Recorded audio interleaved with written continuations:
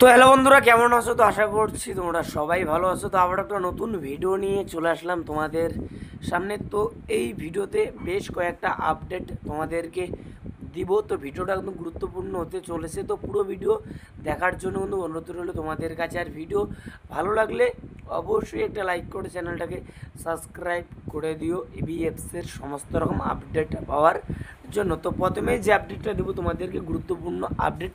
তো আজকে কিন্তু আইবিএফসির সিএফএলের ম্যাচ রয়েছে রেলওয়ে এফসির সঙ্গে। তো এই ম্যাচে বেশ কয়েকটা প্লেয়ার কিন্তু ইনজুরি এবং কাট সমস্যা থেকে কিন্তু ফিরল। তো ইনজুরি থেকে ফিরেছে মনতোষ মাঝি। তো মনতোষ মাঝি আজকের ম্যাচে রেলওয়ের বিরুদ্ধে কিন্তু খেলবে। তো নাসিব লাস্ট ম্যাচে জ্বর হয়েছে, তো তার জন্য কিন্তু খেলতে কিন্তু পারেনি। তো আজকের ম্যাচে কিন্তু খেলবে নাসিব। তো পুরোপুরি কিন্তু সুস্থ কিন্তু রয়েছে নাসিব। তো কাঠ সমস্যা থেকে যে দুজন প্লেয়ার ফিরেছে, তো প্রথমে যে প্লেয়ারটার কথা বলবো তোমাদেরকে, তো সেই প্লেয়ারটা হলো ডেভিড, আরেকজন হচ্ছে প্রভাত লাকড়া। তো এই দুজন প্লেয়ার আগের ম্যাচে কাঠ সমস্যার জন্য কিন্তু খেলতে কিন্তু পারেনি। তো আজকের ম্যাচে কিন্তু খেলবে। তো রেলওয়ে এফসির বিরুদ্ধে এই প্রভাত লাকড়া এবং ডেভিড, তো এই দুজন প্লেয়ার কিন্তু খেলবে আজকের ম্যাচে। তো এই চারজন প্লেয়ার ইবিএফসি টিমে কিন্তু ফিরেছে। তো আজকের ম্যাচ যেটা হবে রেলওয়ে এফসির সঙ্গে, তো ম্যাচটা কিন্তু গুরুত্বপূর্ণ হতে চলেছে ইবিএফসির জন্য। তখন এটাই দেখার বিষয় আজকের ম্যাচে সিএফএলে ইবিএফসি রেলওয়ে এফসিকে হারাতে পারে নাকি, তখন এটাই দেখার বিষয়। তো আজকের ম্যাচটা শুরু হবে বিকাল 3টের সময় কিন্তু ম্যাচটা কিন্তু শুরু হবে। তো তোমরা অবশ্যই কমেন্ট করে জানো আজকের ম্যাচে কোন টিম জিতবে। তো এরপরেই যে আপডেটটা দেবো তোমাদেরকে গুরুত্বপূর্ণ আপডেট, চেন্নাই এফসি একজন বিদেশি প্লেয়ারকে ছেড়ে দিল। তো প্লেয়ারটার বয়স হচ্ছে 30 বছর বয়স। প্লেয়ারটা ব্রাজিলিয়ান অ্যাটাকিং মিডফিল্ডার পজিশনের প্লেয়ার। তো প্লেয়ারটার সাথে কন্ট্রাক্ট কিন্তু ছিল আরও একটা বছরের। তো কন্ট্রাক্ট থাকা সত্ত্বেও এই প্লেয়ারকে কিন্তু এবার ছেড়ে দিল। তো প্লেয়ারটার নাম হচ্ছে লুকাস ব্রাম্বিলা। তো এই লুকাস ব্রাম্বিলাকে কিন্তু ছেড়ে দিল চেন্নাই এফসির ম্যানেজমেন্ট। তো এই লুকাস ব্রাম্বিলাকে এখন যে কোনো ক্লাব চাইলে কিন্তু সই করাতে পারবে ফ্রি প্লেয়ার হিসেবে। তো এরপরে যে আপডেটটা দেবো তোমাদেরকে গুরুত্বপূর্ণ আপডেট প্রীতম কোটালকে নিয়ে। তো প্রীতম কোটালকে তো তোমরা সকলের জন্য, তো প্লেয়ারটার মেইন পজিশন হচ্ছে রাইট ব্যাক।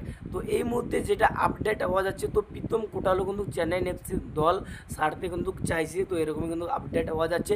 তো চেন্নাই এফসি দল সেরে কলকাতায় কিন্তু ফিরতে কিন্তু চাইছে প্রীতম কোটাল। তো কলকাতার যে কোনো একটা ক্লাবে কিন্তু ফিরতে চাইছে প্রীতম কোটাল। তো এরকমই কিন্তু আপডেট হওয়া যাচ্ছে এই মুহূর্তে। তখন এটাই দেখার বিষয় প্রীতম কোটাল কলকাতার কোন ক্লাবে ফিরে, মোহনবাগান, ইবিএফসি নাকি মোহামেডান স্পোর্টিং ক্লাবে, তখন এটাই দেখার বিষয়। তো তোমরা অবশ্যই কমেন্ট করে জানাও এই রাইট ব্যাক কোন টিমে ফিরলে সব থেকে ভালো হবে। তো এরপরেই যে আপডেটটা দেবো তোমাদেরকে গুরুত্বপূর্ণ আপডেট জয় গুপ্তাকে নিয়ে। তো জয় গুপ্তাকে তো তোমরা সকলেই চেনো। তো যথেষ্ট ভালো মানে কিন্তু ভারতীয় প্লেয়ার, তো যথেষ্ট ভালো মানে কিন্তু ডিফেন্ডার। তো এই ডিফেন্ডারকে কিন্তু সই করিয়ে নিয়েছে ইবিএফসির ম্যানেজমেন্ট নতুন মরশুমের জন্য। তো অনেকেই কমেন্ট করছো যে জয় গুপ্তা কি ডুরান কাপের কোয়ার্টার ফাইনালে খেলবে। তো এই মুহূর্তে যেটা আপডেট পাওয়া যাচ্ছে, তো জয় গুপ্তাকে ডুরান কাপের কোয়ার্টার ফাইনালে কিন্তু খেলাবে না কোচ অস্কার বুর্জন। তো পরের যেগুলো টুর্নামেন্ট হবে, তো সেই সব টুর্নামেন্টে কিন্তু জয় গুপ্তা কিন্তু খেলবে ইবিএফসির হয়ে। তো ডুরান কাপে কিন্তু খেলবে না। তো এরকমই কিন্তু আপডেটটা পাওয়া যাচ্ছে এই মুহূর্তে। তো জয় গুপ্তা খুব শীঘ্রই ইবিএফসি টিমে যোগ দিবে এবং অনুশীলনে করবে। খুব শীঘ্রই কিন্তু অনুশীলনে কিন্তু যোগ দিতে চলেছে জয় গুপ্তা। তো এরকম কিন্তু আপডেট পাওয়া যাচ্ছে এই মুহূর্তে। তো এই ভিডিওতে তোমাদেরকে এতটুকুই বলা ছিল। তো জয় গুপ্তা ডুরান্ড কাপের কোয়ার্টার ফাইনালে কিন্তু খেলবে না, তো এটা আমি তোমাদেরকে জোর গলায় বলতে পারি। তো যদি ভিডিওটা তোমাদের ভালো লাগে অবশ্যই একটা লাইক করে চ্যানেলটাকে সাবস্ক্রাইব করে দিও ইবিএফসির সমস্ত রকম আপডেট পাওয়ার জন্য। তো দেখা হচ্ছে পরবর্তী ভিডিওতে। Tata, bye bye.